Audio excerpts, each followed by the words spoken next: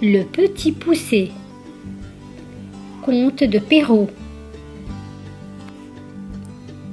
Il était une fois un bûcheron et sa femme qui avaient 7 enfants, tous des garçons. Ils étaient si pauvres qu'ils avaient beaucoup de mal à les nourrir. Et puis le dernier, surtout, leur donnait du souci, car il était tout petit et ne parlait jamais. À sa naissance, il n'était pas plus gros qu'un pouce, et c'est pour cela qu'on l'avait appelé le petit poucet. Cependant, il était très malin, très gentil, et s'il parlait peu, il écoutait beaucoup. Un soir, alors que les 7 frères étaient couchés, le bûcheron dit à sa femme: « Il n'y a plus rien à manger depuis des mois.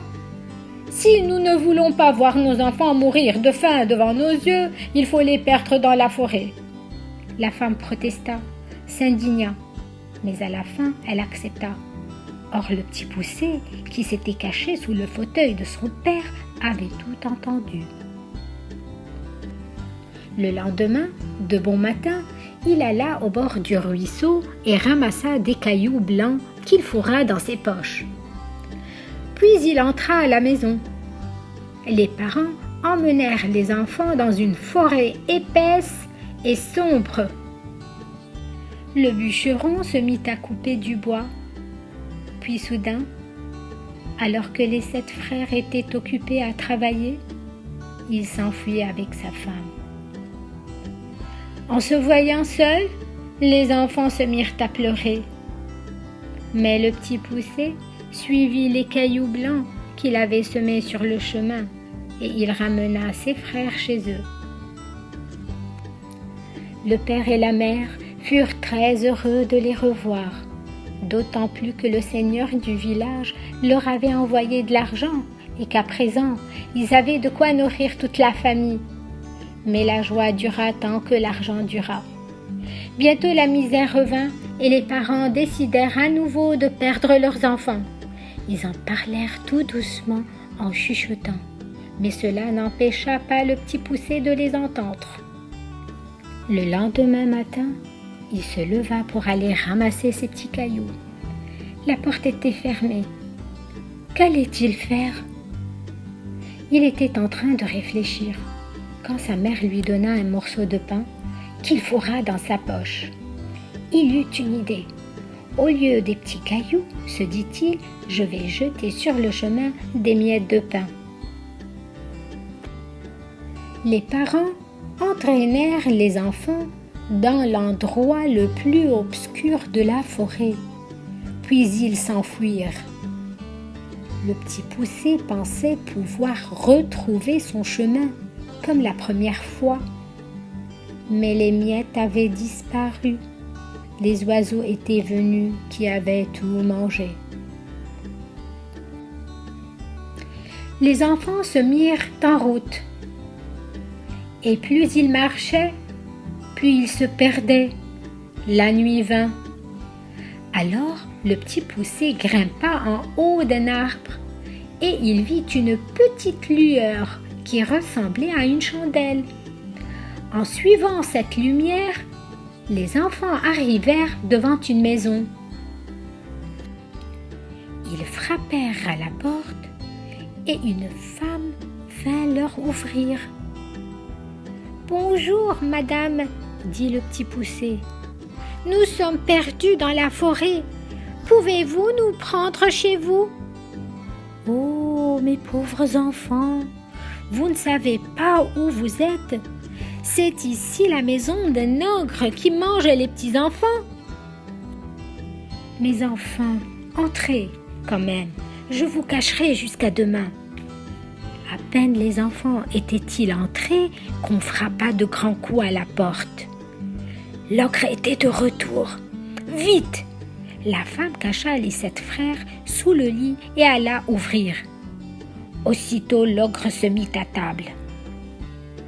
« Ça sent la chair fraîche !» dit-il en flairant à droite et à gauche.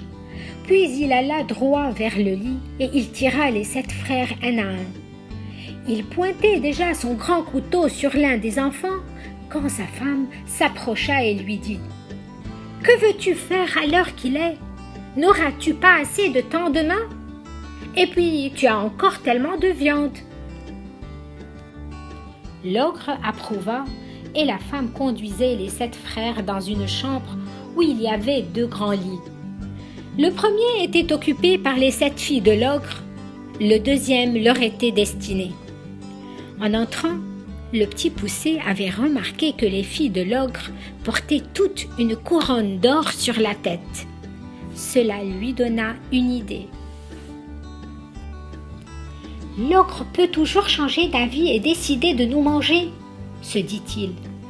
Alors il se leva et prit les bonnets de ses frères qu'il alla tout doucement mettre sur la tête des filles de l'ogre, après leur avoir retiré leur couronne. Il avait eu raison, car à minuit, l'ogre se réveilla. Il monta à tâtons dans la chambre de ses filles et s'approcha du lit où étaient les 7 frères. Ils dormaient tous, sauf le petit poussé, qui eut bien peur quand l'ogre lui tâta la tête comme il l'avait fait à ses autres frères. « Vraiment, » se dit l'ogre en ayant senti les couronnes, « j'allais me tromper. » Il alla alors au lit de ses filles et sentit les bonnets. « Oh, les voilà !» se dit-il, tout content. Et d'un coup, d'un seul, il coupa la gorge de ses 7 filles, puis il retourna se coucher. Dès que le petit poussé entendit l'ogre ronfler, il réveilla ses frères et, sans un mot, sans un bruit, ils quittèrent la maison et s'enfuirent dans la nuit. Le lendemain matin, lorsque l'ogre découvrit ses 7 filles mortes dans leur lit, il hurla « Oh, mais qu'ai-je fait ?» Puis il ajouta « Femme, donne-moi mes bottes de 7 lieues, je vais rattraper ces 7 drôles !» Et il partit ainsi chaussé. Les 7 frères étaient tout près de chez leur père quand ils aperçurent l'ogre qui sautait de montagne en montagne et traversait les fleuves aussi facilement que des ruisseaux. Alors ils se cachèrent sous un rocher creux et l'ogre, qui voulait se reposer, s'allongea par hasard contre le même rocher et s'endormit. Le petit poussé dit à ses frères d'aller retrouver leurs parents. Puis, une fois seul, il s'approcha de l'ogre et doucement, tout doucement, il lui enleva ses bottes et les mit à ses pieds.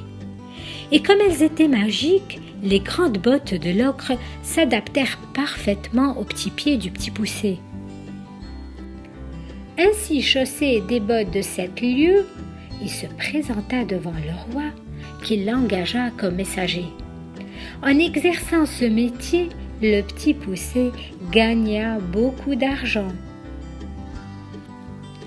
Un jour, il se dit que sa fortune était faite et qu'il était temps pour lui de retrouver sa famille. Son père, sa mère et ses 6 frères furent très heureux de le revoir et grâce à lui, qui était si petit, ils purent vivre sans souci tout le reste de leur vie.